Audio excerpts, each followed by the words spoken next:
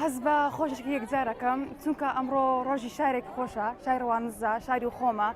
هەست دەکەم کە وەکو خەڵکێکی ئەم شارە بەشداری کردووەکو چارێکی قوتابخانەکەمان بەشداری ڕۆژی ڕازیم کردووە وەکو دەزانن ئەمڕۆ نوێمین فستیڤاڵی ڕۆژی ڕوانزە.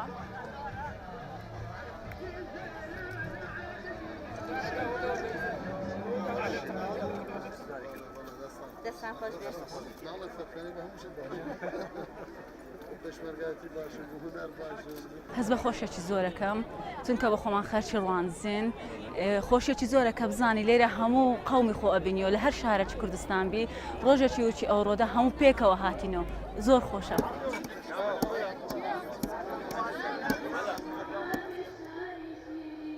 ئامانجش لە هەموو ساڵێک لەکردنی ڕۆژی ڕوانز فستیڤالی ڕۆژی ڕواندز زیندووکردنەوەی مێژووی ئەو شارەیە کە مێژوویەکی پڕبەها و بە نرخی هەیە کە شەواکی زۆر خۆشە لە هەتا کاتژمێر 4 بەردەوامە بێت ئەو فستیڤاڵە بێگومان ئەو خۆش و شادیێش لەسایی پێشمەرگەی دڵی کوردستان هەیە.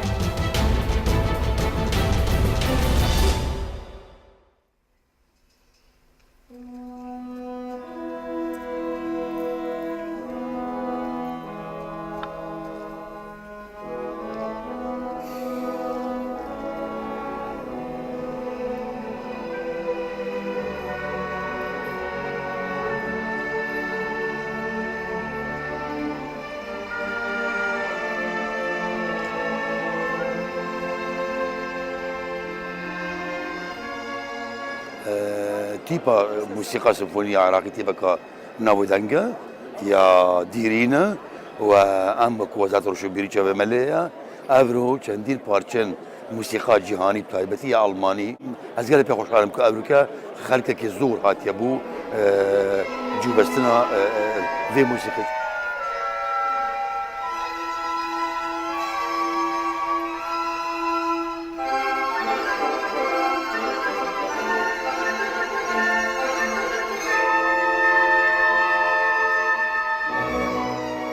من ئەوەی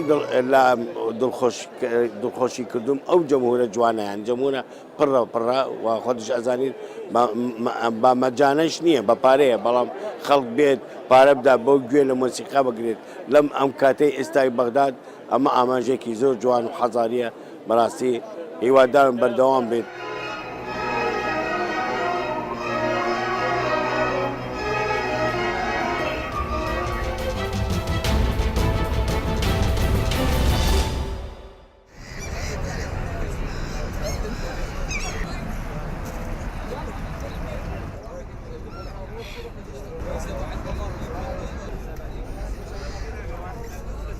ئەمە ئێستا ڕۆژانە دێم بەڕاستی هەر بۆ یارمەتیدانی دڵنەواییەک وەکو بڵێ بۆ ئەم خەڵکە لەم ژیانێکە تێیدانە بە خۆم ماوەیەکی زۆرە لێرەم جنسیم هەیە و لە وڵاتە ئەژیم و بۆ ئێمە کەمێک ئاسانە ژیان لێرە بەس بۆ ئەوەی کە لە یەکەم جارە تازە دێ بۆ وڵاتە زۆر زۆر زەحمەتە ژیان لێرە بەردەوام.